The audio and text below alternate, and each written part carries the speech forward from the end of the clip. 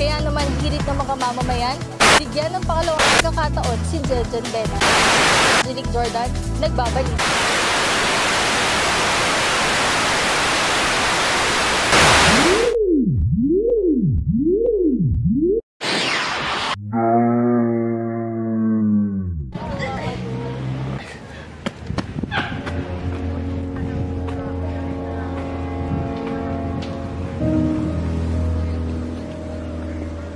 Angellic Jordan, nagbabalita. Yeah! Wow!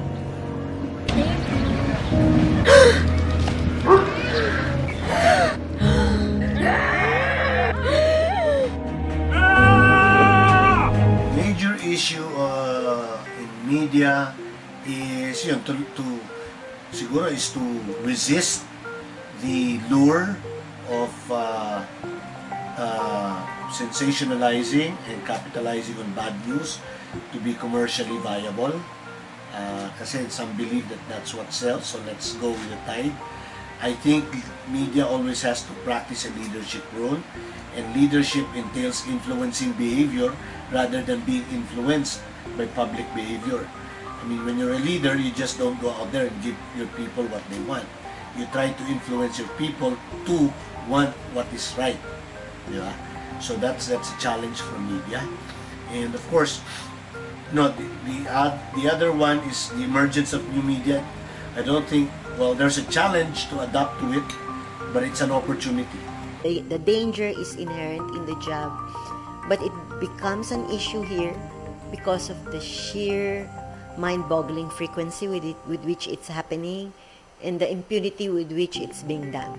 That's what makes it, kasi tanggap naman natin, maski kayo, sa age yun yan.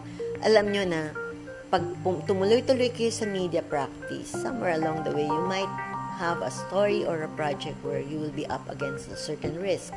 That's okay, you take that. Pero, parang, Santa Banana, hindi naman pwede na nasa supposed democracy ka. Pero ganun kamura ng buhay ng journalist, di ba?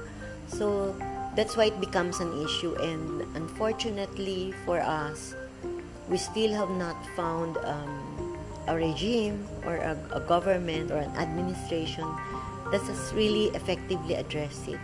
Through the years, time pa ni Marcos, ganun. Nakikita mo yung tali ng NUJP, di ba? Hindi naman nagbabago, madami pa rin.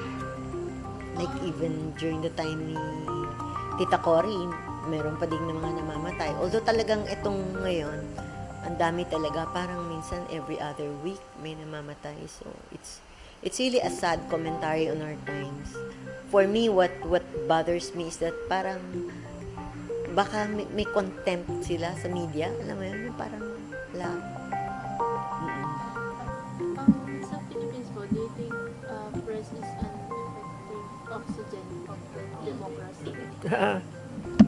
I think, in fact, it is stifling democracy in many cases. For example, again, we go back to the Masapano thing. What's the coverage like? Coverage was biased, prejudiced, inflammatory. By inflammatory, I mean the media were feeding public sentiment for war. A lot of people were saying, let's pulbusin natin, all out war and so on. The media were supporting this. How does that help democracy? It doesn't help democracy. Kasi maliit lang ang sweldo ng media, especially press. Sa TV, mas medyo comfortable. Tama naman din. Mas medyo malaki sweldo sa TV. It's not super. Hindi naman lahat, pero hindi lahat ng hindi malaki sweldo. Pero in general, sasabit nila yan sa teacher.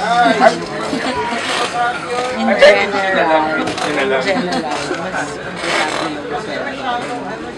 Broadcast, and print. Lalo na yung alam niyo ba yung column? Tinuro na yun sa inyo. Yung length ng story mo, yung basis ng ang kikitain mo. May mga ganun eh. Although I think parang mostly regulars na rin, pero hindi ganun kalaki. Kasi syempre di ba based on advertisement yung both the print and the TV. So syempre, mas magiging kita ng kumpanya. Hindi ganun kalaki nangyayari. So some people are really tempted to accept. And syempre tawag ng legalities. We all need money kasi pati nga, nasa sayo bibigay ka sa temptation. Sensationalism is unethical. Happens a lot in the Philippines. But it doesn't happen only in the tabloids. It happens also in the big networks. It happens also in the broadsheets. For example, you sensationalize by saying, it was a massacre. What's a massacre? A massacre is an event. Mali si Senator po doon. Because he says Mama Sapano was a massacre. A massacre is an event in which people are defenseless and unarmed. And they are killed because they are defenseless. That is not the case in Mama Sapano. The policemen entered the place heavily armed. Okay? So they could defend themselves. So it's not a massacre. What's a massacre? The Ampatuan massacre is a massacre. Because people were not armed. They could not defend themselves. People who are into the social media business for money, no? So may corruption din eh. So you hear of I am blog na yun, for sale yan.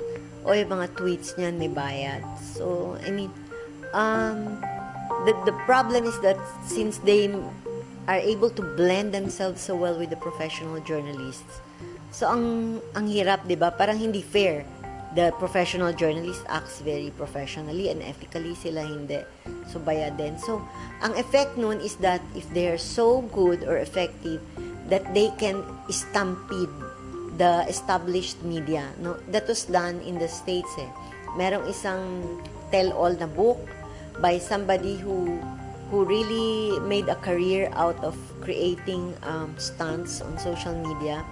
So what he does is if he has a client, he creates a stunt and then he finds a way to get Washington Post or New York Times to ride on it. So once ginamit na yun ng Washington Post na trending today, or did you know that people are up in arms, ganun, it has a stamp of legitimacy. Parang, uy, totoong news.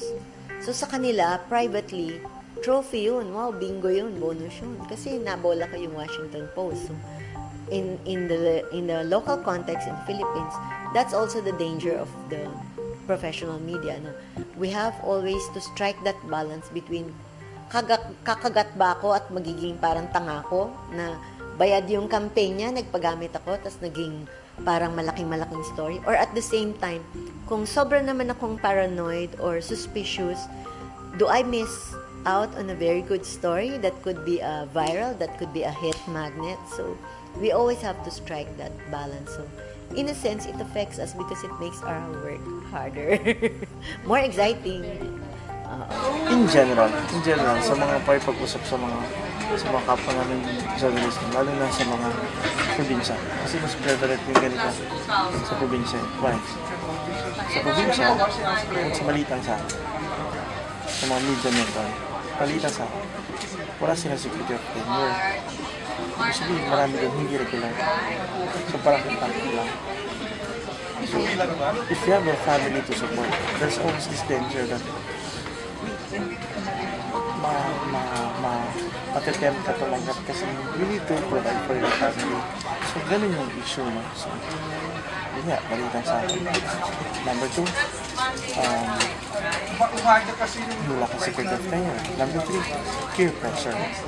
Peer pressure. Ibig sabihin, pero nangyayari kasing kaso na gano'n, no? Nangyari, isang grupo kayo, press club. Parang everyone is treated well by the government agency na nag-propose sa inyo or sa kanyang opisina. Diba? Pero if everyone receives something lang, kunyari, kasi sa ABS, it's clear. Pag lumagpas sa 2.5, you cannot receive it, diba? For example, sa press club na yun, sobrang tuwa ng government agency dahil lagi sila nami-media, etc. Diba? Napakalakas ng press club na yun. Kunyari na, bigyan kayo lahat ng tablet, computer. Diba? Parang yung pressure, tanggapin mo na yan kasi lahat naman tayo binigyan. Diba? So parang hindi ka naman in sa club kasi pag pinanggihan mo yan. So parang gano'n. So may gano'n din factor minsan na parang may peer pressure na, si secretary nag-aaya, mag-burakay daw tayo ng Holy Week. Sabado lahat ng press club. Sumama ka na. Kasi ano mo yun? KJ mo naman. Pwede ka sumama. So parang medyo mahirap. For example, you have the Mama Sapano incident. No? If you were a clueless journalist, you would just say, this is terrible. And then you say, conclusion, no? It's something that it's entirely the fault of one side, for example. No? I mean, events are not that simple. That's what that means. No? For example, in the case of the Mama Sapano incident, what do you have to do?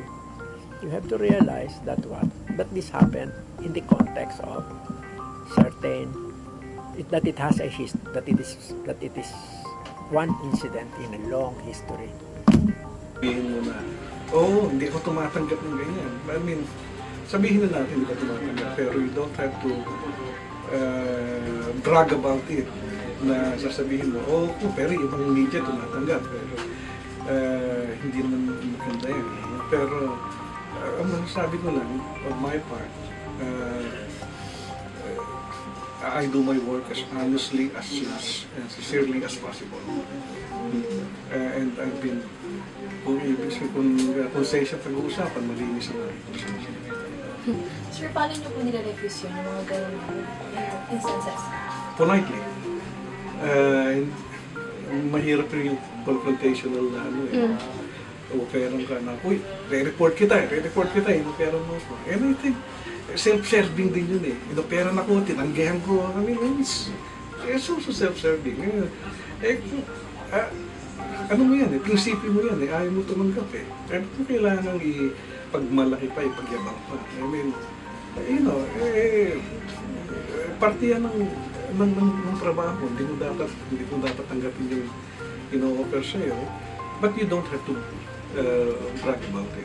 Pag hindi ka na pinapaniwala ng tao, wala nga, you have to be being within industry. Ganun kasimple. So, kinakailangan talaga napaka-responsible ang iyong pag-report. That's a problem with broadcast. In broadcast, kailangan mo lang wala kang dead air. So, people just talk and talk and talk and talk. They're not really listening. They don't even read. They just react. They just say popular things. They just do commentary. They don't read. Hirit lang ng hirit. Komentaryo lang komentaryo. That's a tragedy of broadcast. For example, the BBC calls them presenters because that is what they are. They're presenters. They're not anchors. In this country, we call them anchors because they're supposed to be the anchor of the newscast. Which is surprisingly unusual in the sense that the people who you anchor your newscast on are glorified readers. So what does that say about your newscast if these people are the anchors of your newscast?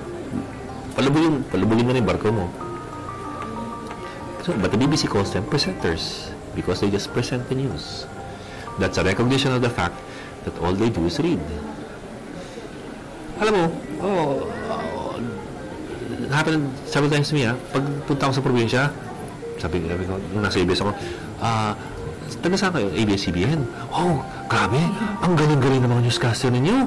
Biro mo, na-memorize sila lahat yun. Ano na-memorize? Yung sinasabi mo na sa newscast. Ay, binabasa po nila yun. Hindi nakatingin sa camera eh. Na-memorize nila yun. Sila nagsulat ng lahat ng yun. Sila nag-cover. Hindi ho. May writer yan. Tsaka nagko-cover. Bakit sila nagbabasa? Hindi ko po masasagot yung tanong ninyo. Yung korupsyon, isang maliit na bahagi lang. Yung korupsyon sa pera, that's a very small part of it lang. We're talking about things as basic as values. The production people have taken over media.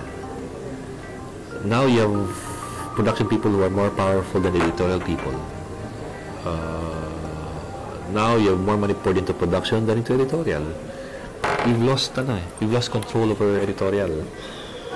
Pagka nakakapag-group yun yung mga reporters, nalalaman din nila kung sino pwedeng bayaran, kung sino hindi pwedeng bayaran. Kasi yung mga reporters din naman, some of them magpupresenta or will say something, na, hey, if I write about this, maybe I can get something or what. I mean, that kind of deal.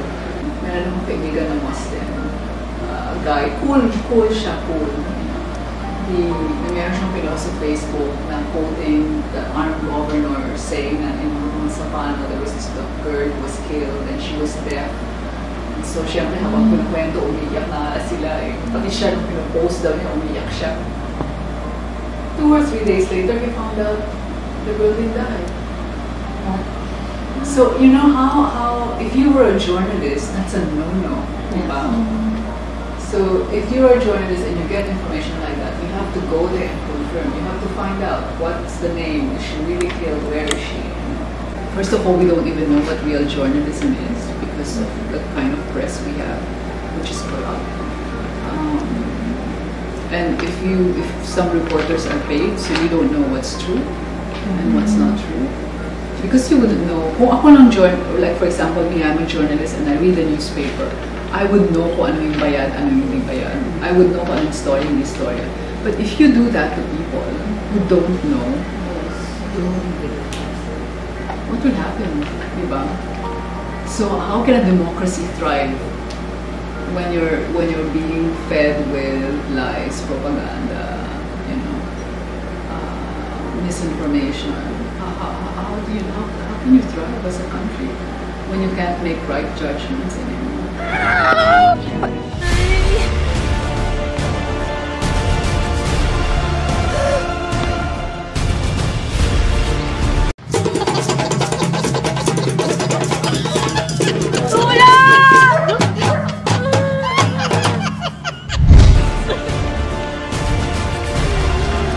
Never fear, Kapitan Bias is here. You're my hero!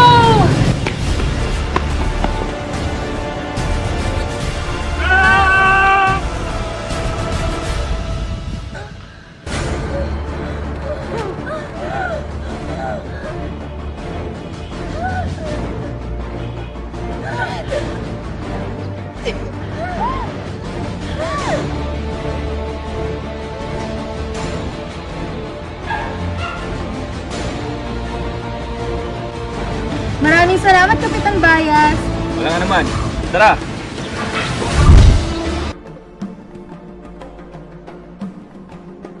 Walang anuman. Ipagkakaloob ko sa iyo ang aking mga sandata na ibinigay ko sa aking mga pinagkakawalaang mga mamahayag.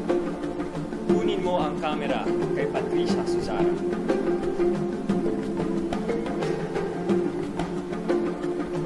Kunin mo naman ang mikropono kay Mariel Basaran. At higit sa lahat, ang pinaka-importante, ang panulat na makukuha mo sa aking inspirasyon, sa aking ina, nagbigay sa akin ang pangyayaman. Kay Marissa.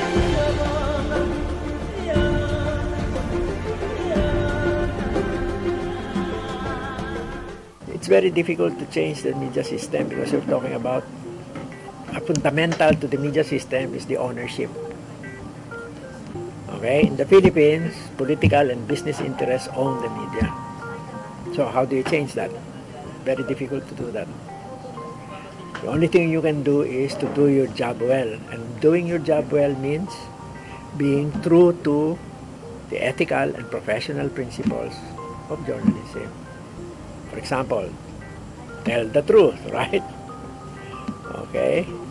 Provide context, no? Get the facts right, verify information, consult many sources.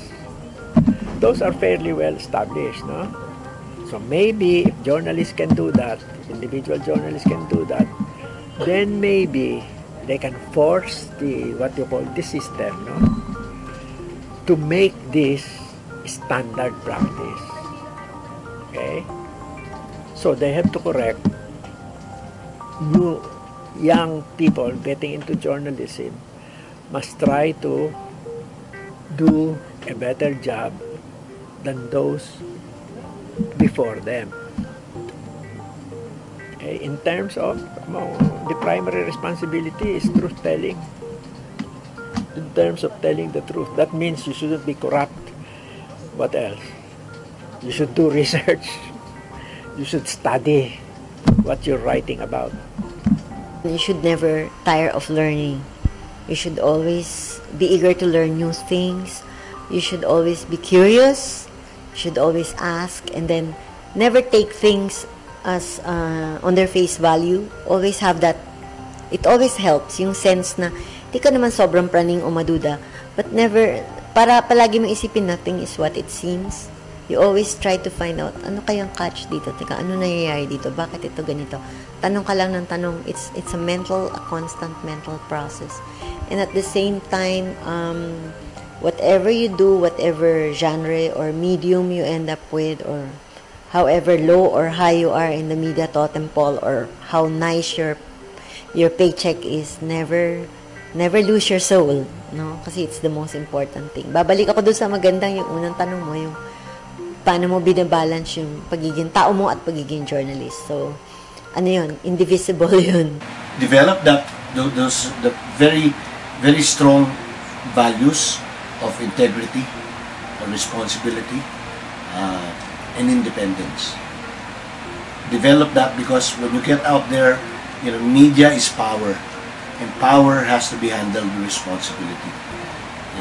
And if you wield that power, sell that power, then you'll become ineffective. You can be, actually, it's not, well, you can be effectively wrong, or effectively evil. If you want to be a good journalist, independence, integrity, and responsibility. And you have to develop that while you're young. It's not something that which you can just buy from the drugstore. It takes a long time to develop that. And you will be tested. You try to hurdle those tests. Even kung minsan, estudyante ka pala in journalism, campus journalism. Diba? Madami dyan. You see something wrong being done by a teacher, then fellow teachers will come to you and pressure you. Diba? So you will be tested. Hurdle those tests. Anticipate those tests and hurdle them.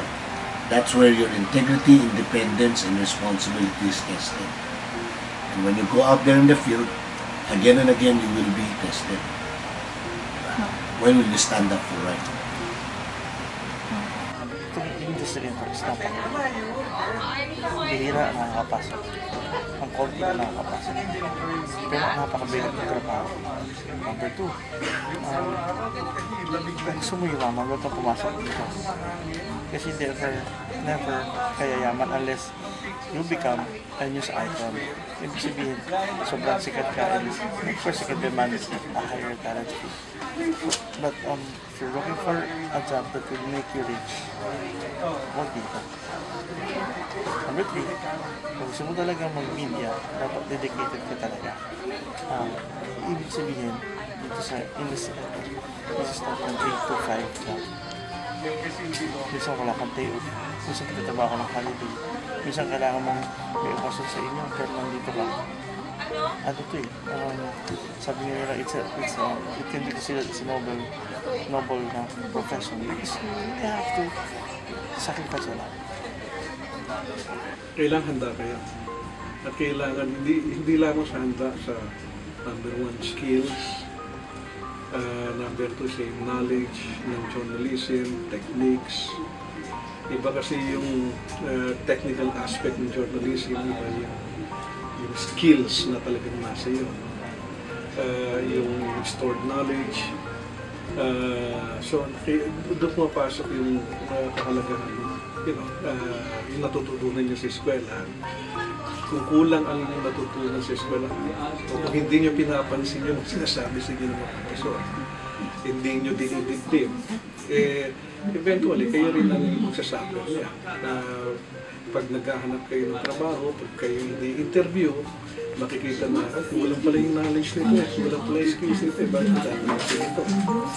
Pero kung nag-aral ka ng gusto, pinagkukunan mo talaga ng panahon ng pag-aaral about journalism, somehow, madali ka trabaho.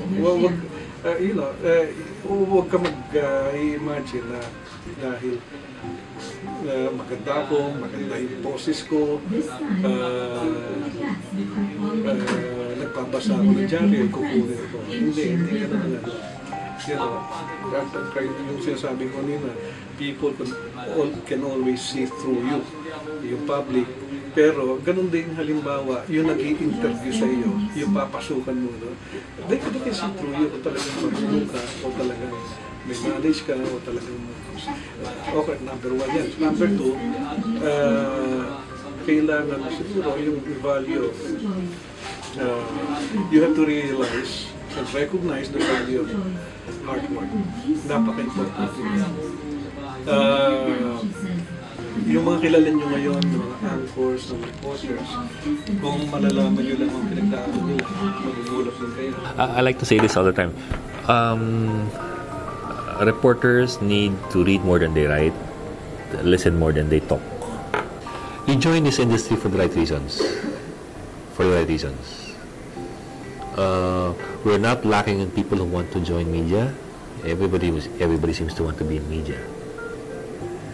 What we need are people who are joining media because they want to make a difference, not because they want to become famous or they want to have more friends on Facebook, or they want to have more selfies with famous people and all that, for the right reasons. It's an industry where you are, for each and every day that you go out to work, you take on 2 roles. In the morning, you are students. You go out and cover, you observe like a sponge, you ask questions, you observe, you learn. Actually, basically you learn. And that's what reporters are supposed to do. They're supposed to learn. Kaya ayoko yung mga people who are reporters who are so engrossed in themselves that they think that they know everything. Hindi, mga bobo yung mga yun eh. Every morning you go out and cover and you learn. You're a student. You are a student. And in the afternoon you write. You become a teacher. You write, you publish, you broadcast. Morning you're a student, the afternoon you're a teacher, and the next day you begin all over again. And you learn something new every day. The dedication is just there. It's inherent. It's knowing the story that you want to write about. You know, it's knowing which story matters and which story counts. And I think every journalist has that, or every writer has that. Yung meron talaga siyang story na follow niya from the beginning to the end. Even though there are times na sinasabi ko na ayoko na, sangsawa na ako sa military, ayoko na gawin, ayoko na bumalik dito. Pero laging bumabalik eh. You know? So, nung nag-away kami ng sister ko, sabi niya, okay, I won't believe you if you don't tell me who your sources are. I'm not going to do that. You know, no way are you ever going to reveal who your sources are. They're yours. It's your lifeline, you know? Okay, sister. Yeah, it's really your lifeline. And you protect them. These are how you protect your sources. This is why your sources trust you, and your sources will know, oh, I know this journalist, I can trust her. She's not just going to write anything for the sake of writing, you know? Or she's not just going to put 2 and 2 together and come up with a crazy story. And if you have that trust, you build them up, you build them up, you build them up, and then you have it. You're confident you become confident of your stories. It's not naman a matter of knowing everyone all over the place. Sometimes it's just knowing a few good ones who tell you the full picture. You have to know first your skills as a journalist, diba? What's necessary, anong elements na kailangan kunin sa isang story. And once you have that, you try to experiment with, how you would do this in a literary book.